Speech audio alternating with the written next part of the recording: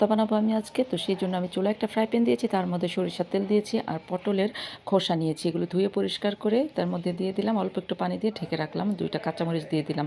তারপর পানিটা শুকিয়ে এসে যখন সিদ্ধ হয়ে গেছে তখন তেলের মধ্যে আরেকটু নাড়াচাড়া করে নিয়ে আমি পটলের খোসাগুলো তুলে রেখে দিলাম। তারপরে এখানে কিছু পেঁয়াজ কুচি করে দিলাম আর রসুন দিয়ে দিলাম, আর এখানে 4টা বাঁশপাতা শুটকি দিয়ে দিলাম। বাঁশপাতা শুটকিগুলো আগেই ভেজে তুলে রেখে দিলাম, আর পেঁয়াজ রসুনগুলো এরপরে আরও একটু ভেজে রেখে তুলে রেখে দিলাম। তারপরে এর মধ্যে আমি শুকনো মরিচ দিয়ে দিলাম। শুকনো মরিচগুলো খুব সুন্দর করে একেবারে লাল লাল করে ভেজে নিলাম। এখন পাটায় ভাজা শুকনো মরিচ আর লবণ দিয়ে খুব ভালো করে বেটে নিলাম। তারপর ভেজে রাখা শুটকিগুলো নিয়ে সেগুলোও বেটে নিলাম। শুটকিগুলো বাটার পরে যে পটলের খোসাগুলো ছিল সেগুলোও নিয়ে নিলাম এবং এগুলো খুব মিহি করে বেটে নিলাম।